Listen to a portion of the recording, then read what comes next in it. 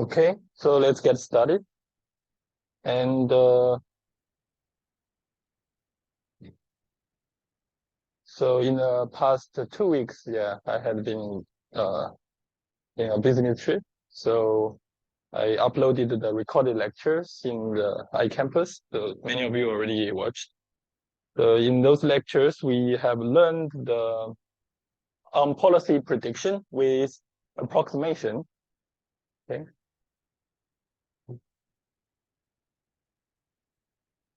Okay. So especially we learned those feature construction for linear method. So we learned several methods to build the features like polynomials, Fourier basis, cos coding, tire coding, radial basis functions.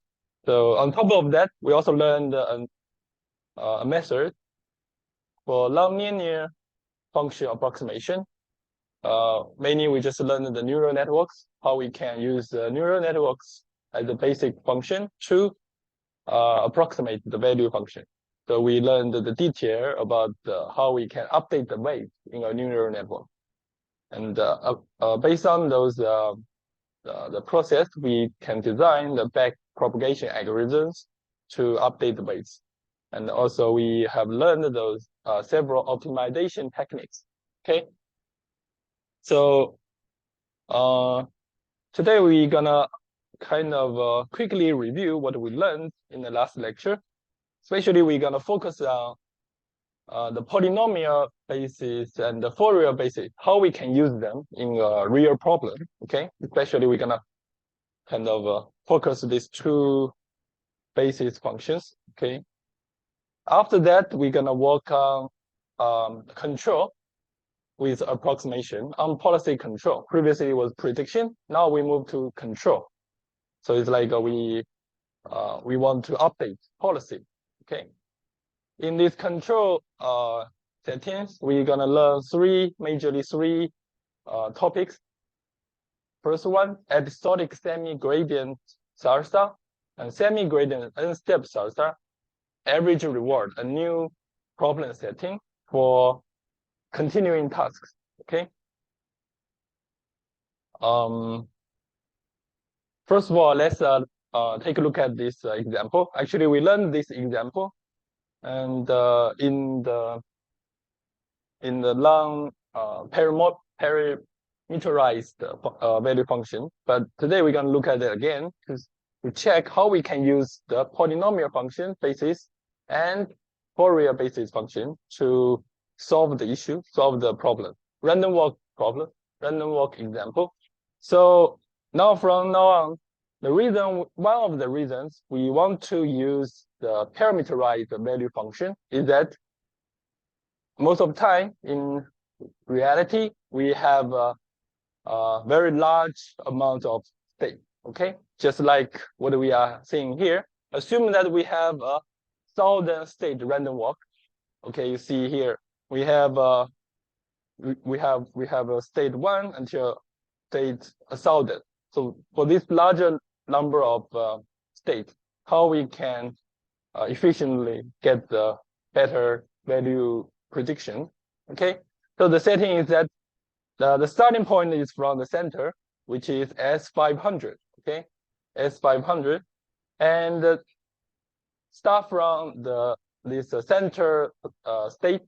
It can visit 100 neighbor states, either left or right. Okay, just as shown here, it can just choose one and jump there.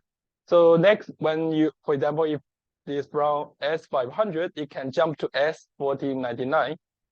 And next step, it can also choose the 100 neighbor state, either left or right. So when the state, when the episode, when a step in an episode, we jump to like the leftmost state, that is not terminal state, which is S1. So from S1 to the terminal state, there's no other option, right? 100 neighbors of left state. So actually all the jumping or transition from S1 to the leftmost terminal state will be just, the probability will be just 50%, right? and all others will, so yeah, the other 50% can move to the left 100 neighbors. So similarly to this as a southern state, okay, we have this setting. And about the reward, the steps moving among the states, the reward will have 0. And when you move to the leftmost terminal state, you will have a -1 reward. When you move to the rightmost terminal state, we will have +1 reward. Okay? With this setting, then our goal is that what is the state value? How we can find the optimal state value? So we're gonna use this gradient MC algorithm. So the major update process is that, so as you may remember, so we just update the weights, okay, the weight approximation. So we're gonna continuously update the weight then to minimize the state values, the error of the state values. So we use this SGD technique, okay. So since we are considering the linear combination, so this SGD will just be equal to the feature itself. And the GT, since we are using the MC Monte Carlo method, so the GT will just be the return, okay? Either 1 or -1. Because only when you reach the terminal state, then the episode is ended, and we can have a return. So with this setting, just for recall, so we have this generalized polynomial basis. Just look at this equation. So this base function, polynomial base function, is defined in this way. So we have, especially we need to care about this. We have a state, each state, one state corresponding to k numbers. We call it the k-dimensional state space. Okay, so it means now originally you have one state, you can link it to the k numbers. Use the k number to represent one state. Then we define another term, like a hyperparameter, which is order n. So we're gonna use order n to represent what kind of the degree of this polynomial basis function can be. So the xi can be written as this. So this is one state, and this is the xi is the feature. Okay, then equals the product of all the k-dimension the state spaces. So you just time them, and it contains n+1 to the power k different features. So maybe when you look at this n+1 to the power k features, you may get some confused how this number comes out. So when we look at the next slide, you will see why there is a n+1 to the power k different features. So one example is that if you build this feature xs, then this one has maximally the order 4, right? Because you s1 actually has 2 dimensions, k equals 2 here, because we have s1, s2, k equals 2, and is a 2 dimension state space, and with order, the maximum one is the 2 plus 2, right? The power number, which is 4, the order 4. So we have this kind of a state space. This is just for one particular state. So in practice, if you have a very large state space or the features these features, we can just select partial of them, subset of them. So based on this generalized polynomial basis, how we can use it. So in the recorded lecture, I just showed you the general process, how it will be used, but I didn't give the very detailed example, how in the actual application, how we can use it. So if you move to the next slide, you will see we're gonna use this polynomial basis to run this random walk. So assume that we just use one dimensional for simplicity, okay? One dimensional polynomial basis function of order 5. It will generate this shape, okay? So it means that each state will be represented by this 6-element vector. okay? A vector with 6 elements. So remember that the reason we have n plus 1 here, because the order, this Cij, which is the power number, start from 0, okay, until n. The n is the inclusive. So that's why we have this n until 5 with order 5. Actually, we have n plus 1 features, or like let's say the state spaces.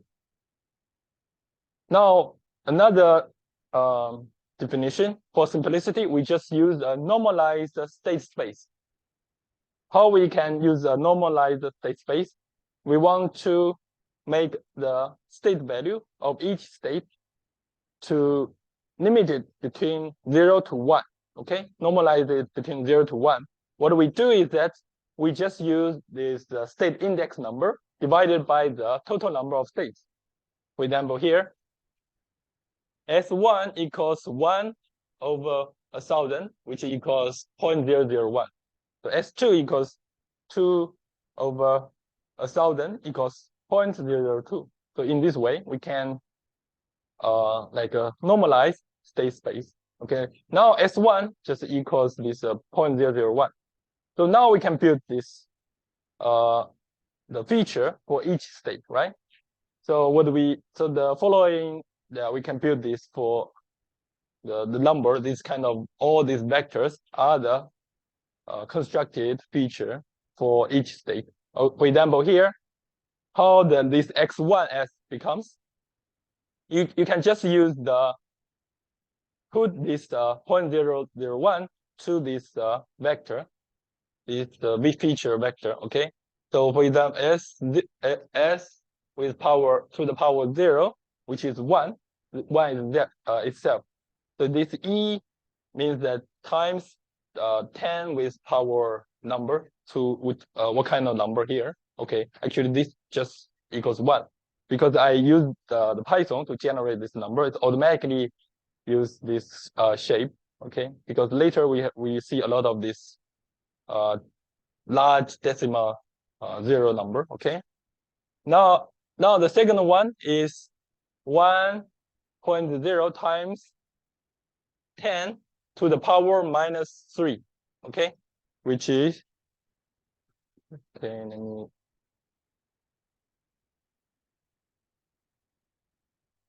so this one will be equals 1 times 10 to the power minus 3, right? So if you just put here, just equals the 0.01, put to S1, S to the power 1, just equals S itself, then the second element just equals this 0.001. The next one is S to the power 2. You can just put this 0.001 to here to replace this S. Now so it's kind of power 2. You can just calculate. So you will have 6 decimal. You will be equals 1 times 10 minus to the power minus 6, right? So similarly, others you can just put this number to this built already constructed the polynomial basis. So this one will be equals 1 times to the power minus 9 and minus 12, 1 times 10 to the power minus 15, okay?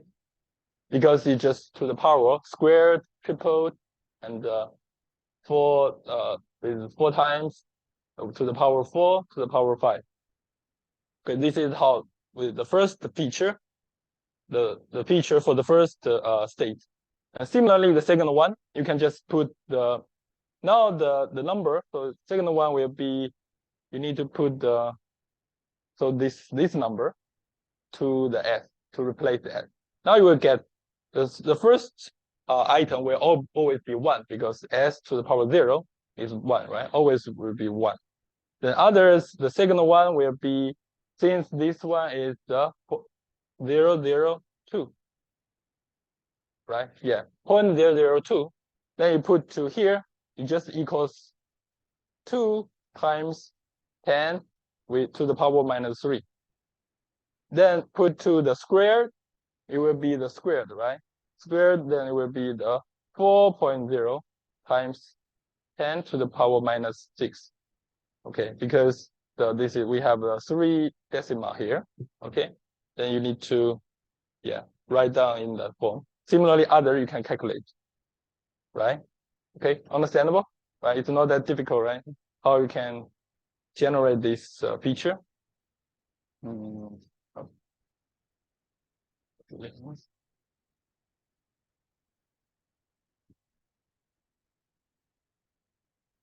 So eventually you will have this kind of number, as each state will have a feature space, or this So now the x1 as represent the state 1 feature, x2 as S2 feature. So you have a 1,000 feature. So each state 1 feature, and each feature has 6, let's say 6 dimension, because they have 6 elements, 6 number here. Okay, and the weight, the corresponding weight vector, also has this 6 with a 6 dimension. So let's look at the. So just as a reminder, here we're gonna use this gradient Monte Carlo algorithm. So if you remember the algorithm, how it works, it's similar to the MC algorithm what we did before for estimating the state value. So the only difference is that instead of using the value function update, we're gonna update the weight vector with the SGD approach. Okay. So move to the next. Now we run this gradient MC algorithm with polynomial basis. How we can run? First, we need to calculate state value function based on the weight and the feature. So this is the purpose. So initially we initialize the value function weight W arbitrarily, and for example W just equals 0. So initially W0. So here the subscript is the time step. Okay, then we have initialized all the weight becomes 0. So the number of the size of this weight is equals to the order n, because now we already convert the original state to the feature space. Okay, feature vector. So the feature, each state has the 6 element feature. So the weight also has the 6. In our case, it's 6. Okay, here it should be order n plus 1. Okay, I missed the 1 number. You can add it by yourself. It should be order n plus 1 because it's the feature start from 0. Now the feature, for example, the feature for S1, S2 as the example, I just copied the first 2 feature for S1 and S2 respectively here. Okay. Yeah. Okay. By the way, don't forget to get your attendance, but it's already past the 15 minutes. Okay. Anyway, so S1. So we just get the first 2 features for S1, S2 respectively. So I just copied the number, the first 2 feature number here. Now we assume that an episode is generated with a return GT1. So then the question here is for you: if the return GT equals 1, what is the terminal state?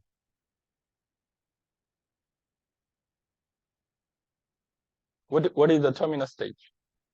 So if you look at here, the leftmost or rightmost? We have 2 terminal state, right? Either leftmost terminal state or rightmost terminal state. Now you have this. Assume that we generate an episode, a trajectory. Then we got at the end of the trajectory, we got the return GT equals 1. We're gonna So obviously it will be the rightmost terminal state, right? Because it's here the gt equals 1 means that we reach the rightmost terminal state. Now we assume that we have this trajectory x1s, x2s. Now I use this bold font to represent it is the vector, okay? Until the terminal state. This terminal state is the rightmost state. Now we can use the we use this the parameterized state value function and the SGD, the gradient of this function. And since this is a linear combination, so the SGD will just be equal to the feature itself. Now we are ready to use this update. So the process, if you remember, we initialize the weight all as 0. Then we already built this feature for all the states there. Then we generate an episode. Then each step in this episode, we have assume that we use S1, S2, but in reality, actually, it should start from the X. It should start from the X 500, right?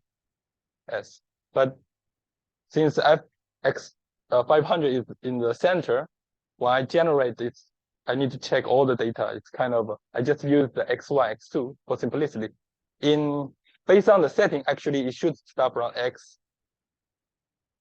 X500s. But in our case, just for your, for like to show the process, I just use the X1 as assume that we start X1 as.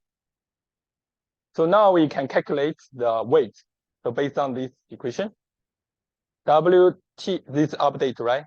WT plus 1 equals WT plus alpha. Alpha is the learning rate we already defined here, which is 0.0001, okay, 4 decimal, because we have this to the power minus 4, and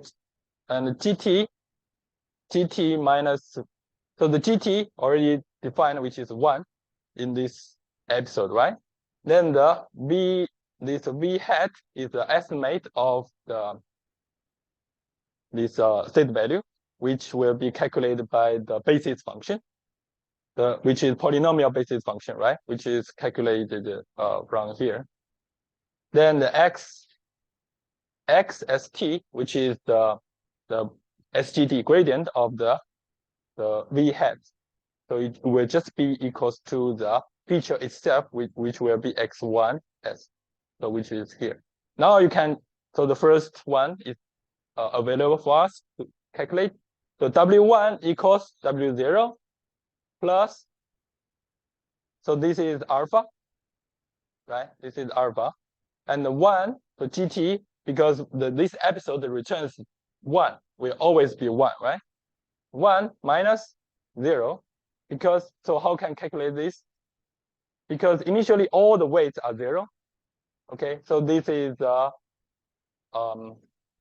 raw vector.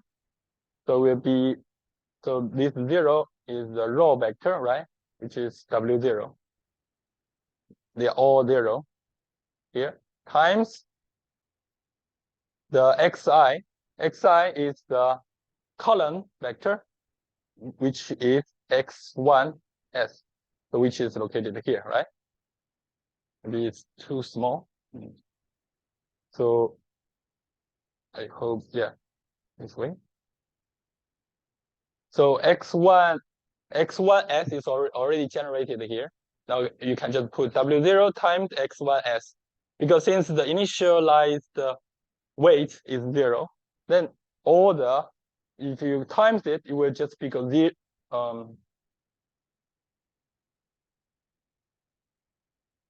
will just equal to 0 times some number plus 0 times some number plus 0. So eventually equals 0, right? Everything is 0. So that's why I put 0 here.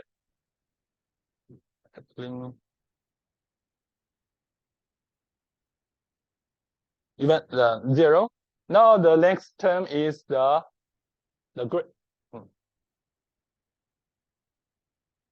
next term is the gradient xt, which will just be equals to the x1 itself, right? Now you can just rewrite it. W0 is all 0 vector plus, now we just have this learning rate alpha times x1n. You can just calculate from here. So since there's a lot of a lot of decimal numbers here, I don't calculate. Now, eventually you can get this W1, the updated, the first step. After the first step, you got the first update of the weight vector, right? So next time you can do it again. W1 now is available for us. We can put into the next step, W1. The other information are all available. So assume that the step 2, we move to this state, x2. In reality, it can be any, the state as long as within the 100 neighbor state, right? Either left or right. So for this case, we just use x2. You can just put x2 here. Then we calculate. So since this is the estimated value function, so I use the bird font because they represent the vector. Then you can just do, so W1 will be a row and x2 will be the column. Then you can just do the dot product will be equal to some number. Then eventually times, because this is a gradient, the process with the gradient, we just directly use x2 here. Okay, then you can calculate. So the number I don't calculate here is a little bit kind of long and large. So this is the process, how you can use the polynomial basis. So the important step is that you need to first define what kind of dimension you want to use and define the order. These two hyperparameters you need to decide. The order, actually, later we're going to see the order, what is the difference between the order. We can also, in this case, we use order 5. It can also be like order 10 or 20. So if it's order 10, then you will have this space will have 10 plus 1 elements, right? If it's 20, it will be 20 plus 1 elements. So because we start from 0, then this normalize the state space depends on your problem setting. So in our case, for simplicity, we just use this setting to like a state index divided by the total number of states. It also serves the purpose of the Fourier basis function in the next few slides, because the Fourier basis function requires the states to be normalized between 0 to 1, because we're going to use the cosine to calculate this feature number, okay? The state the numbers. So now if you got this, then you can generate, right? You have this polynomial basis function, and with the order, then you use the normalized state space. So each state will be normalized by some number. Then you can just generate this feature space for this particular problem. With this feature space, you can apply this gradient MC algorithm for estimating this V hat. Okay, so this is the process what we did just now, right? So for each episode, generate an episode, we have a trajectory until terminal state. Then for loop each step, we calculate. So since this depends on, since this we are working on this random walk, this GT either 1 or -1. And in the previous, the calculation case, we just use 1. Then this one, the estimated value function is the summation of the linear function, right? So it's the W and X. The Xi is already calculated. Then this is the SGT gradient of this. Since this is a linear function, it will just be equals to X at itself. Okay. Now you can just iterate all this process. Okay.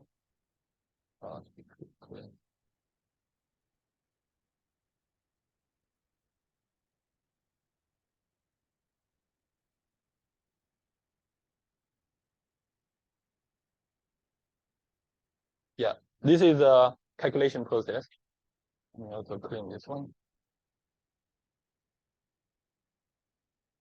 Yeah. Okay. So any questions? No question, right? It's clear. So how you can use this algorithm in actual the problem. Next, we're gonna look at the Fourier basis.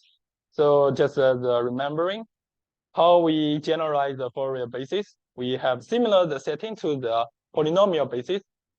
We have each state S will corresponding to a vector k numbers, which means that each state will have a k numbers to represent. And so the setting here is different from the polynomial now. The SI should be between 0 to 1, okay? Its a range should be between 0 and 1, inclusive, because we're gonna use the cosine. If it doesn't belong to the 0 to 1, then we cannot calculate. It may be over the range, okay? Then the ith feature in the order n, so another parameter n here can be generated in this way. So especially we use this S transpose S dot product Ci. So the S is the state space, right? K dimension state space. So the Ci is the number to represent the each feature. So the degree of each feature, right? Related to the order n. So similarly, here is the okay. I forgot one thing in the previous. So yeah, for this number containing n plus 1 to the power k. So if you look at here, we have this n plus 1, right? If you look at here, we have this n plus 1. So since we use only one dimension, if we use two dimension, then this will be actually squared, right? So let's serve the purpose why we have this n plus 1 to the k to the power k the features, okay, in the previous slide.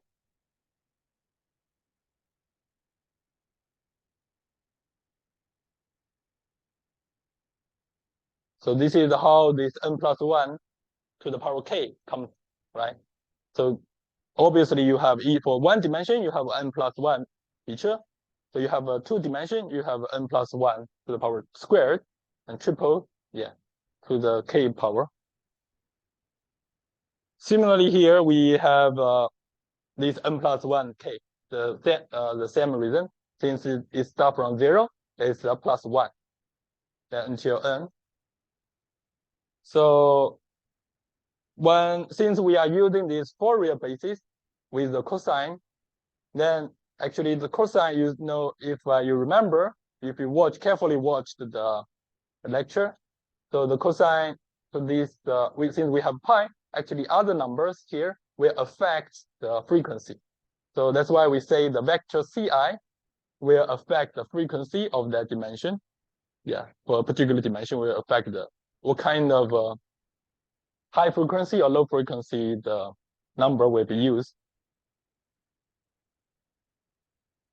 So now let's look at how we can use this okay. So similarly, we use for simplicity, we use this one-dimensional Fourier basis function with order 5. So the generated feature space, it looks like this way. Okay, the xi equals cosine 0 times pi s, cosine 1 times pi s, 2, 3, 4, 5. So this c, right? The previous defined this c here. Since so I already put this number to the front, since we already no, this is originally should be the order 5, so it means that Cji belongs to 0 to 5. So this is one of the number of 0 to 5, and S is the here the k dimensional state space. Since we use k equals 1, so there's just one element, so S1, S to one number to represent. That's why we can generate the S just one dimension. Okay, now we have this 6 let's say 6 dimension or 6 elements vector to represent one particular state. So you similarly we use the normalized state space.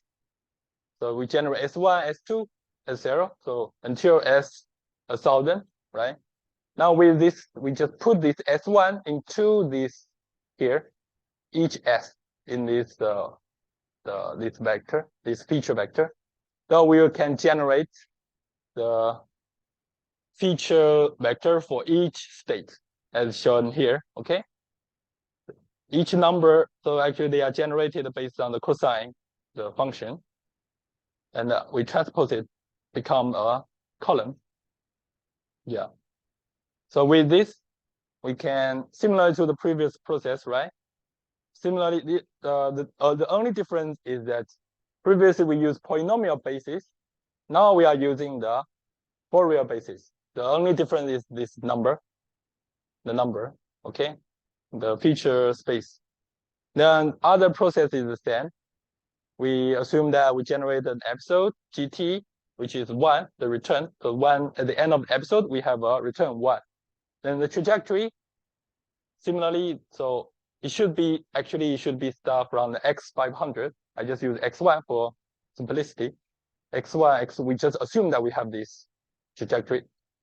Now the calculation process will be similar, but the alpha is a little bit altered. Alpha equals 5 times 10 to the power minus 5, a little bit smaller compared to the previous one. Then the calculation process is similar. With the gradient MC algorithm, we can keep updating this weight until it reaches to some threshold. Then we can converge, doesn't change much. So this is I used the sample code from the textbook. So another Python implementation. But in the textbook, they run 30 times an average. They have a more smooth data. But in this case, which I just one run, and so they have more fluctuations. So as you can see here, in our examples, I just showed the order equals 5, both cases, right? Polynomial basis order equals 5, and the Fourier basis order equals 5. Then we can also 10 or 20. Then so let's say warmed colored, the red, orange, and green colored data are from polynomial, and the cold colored data are from the Fourier. So the lower are better, okay? The data means this is IMSE, root mean square error. So the lower means that we get a better performance. So as you can see here, Fourier in general, Fourier shows a better performance. It reaches a lower error, right? IMSE. So yeah, this is how this process works. Any questions? Okay.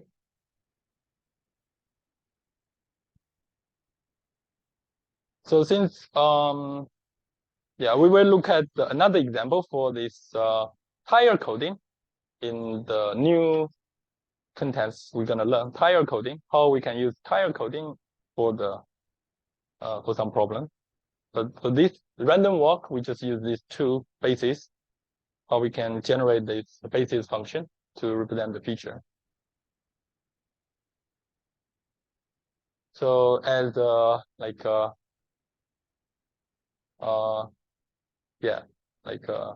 refresh, let's look at this PAC word by deep Q learning network. So if you click, you see the setting. This is deep Q learning. So some of you are already proposed your topic, right? Some of you are proposing using this deep Q-learning to do something. So this is one of the demo by using the deep Q-learning. So in there, they have these parameters. What kind of approach it's going to use? Q-learn, gamma, epsilon, alpha. But we all know what is the meaning, right? The discount rate, the epsilon greedy, epsilon soft, the learning rate.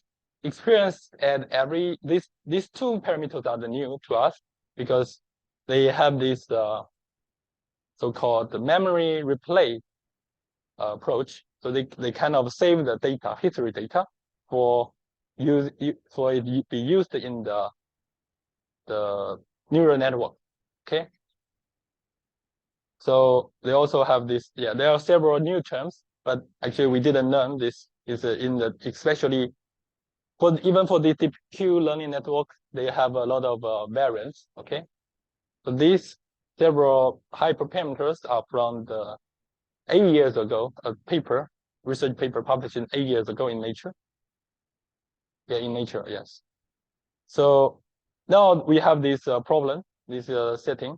So you see here, this agent, this is agent, this bigger circle. The goal of this agent is that to move close to the green circle and to be far away from this red circle. So then the rewards will be calculated based on the distance. If this agent close to the red circle, it has a negative reward. If it's close to the green circle, it has a positive reward. So the goal for this agent is that it needs to get close to the green circle as much as possible, because this green circle will jump from here to there. But this red circle will always chase this the agent. Okay. Now the problem is that how this agent gonna behave to get the better, higher reward. So here it's around. We have this average reward graph. Higher is better. So actually they have this pre-trained agent. So they already trained the neural networks. The weights already being set up. No, we don't need to train it. And if we run it, let me reinitiate the run and run it and go normal. You will see. Look at, so actually this agent will keep moving and try to find some, to explore the world, to get some experience. So this experience right pointer represents the memory. Actually, the agent will memorize the history data it experienced. Then the latest TD error means that the difference between two time steps of the return. So this graph shows the average reward graph. So what is the average? The reward for this agent. Actually, it's now in the training process. Okay, so if you look at this agent, actually, when it becomes green, means that it's close to this green circle, small green circle. It becomes red, means that it becomes close to this red small circle. Yeah.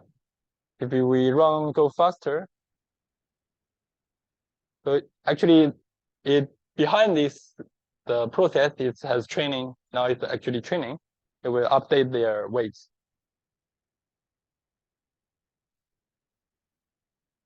So if let's reinitiate and use this pre-trained agent, we may look at the difference slowly.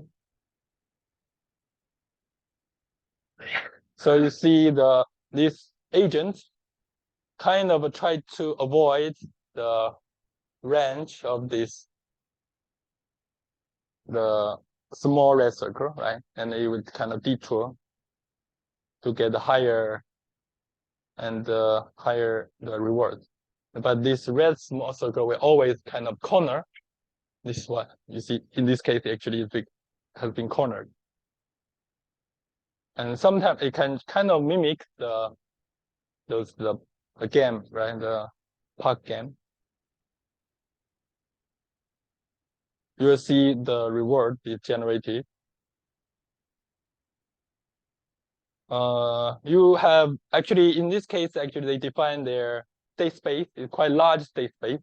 You will have a location, velocity, and yeah. So because they are continuous, so those state space is very large. And 4 actions, left, right, up, down. The dynamics, so they have this dynamics from one position move to another position, what kind of speed you should have. Then reward. So the green target is close to the green target is the higher reward. Far away from close to a red target become a negative reward. So yeah, so the purpose, the goal is that go toward the green target, be away from the red target.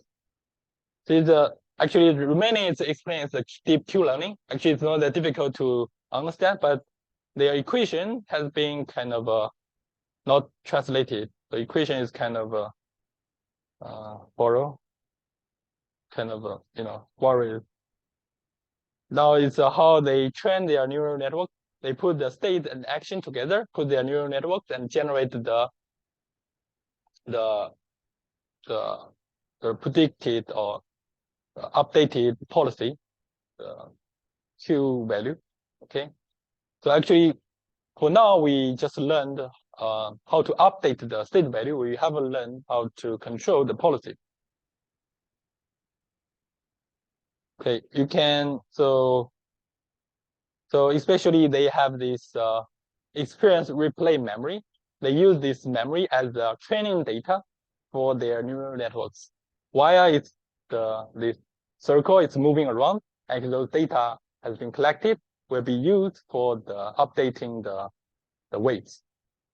Okay, actually in this way, actually it avoids some overfitting issue in the neural networks. Also, yeah, some like fluctuation in the neural network. In the last lecture, I showed you some optimization techniques. There were several ways in the traditional, in the standard neural networks. There's multiple ways to improve. But in this case, they especially designed this replay memory. The clapping TD error is also to avoid some higher fluctuation, higher variance.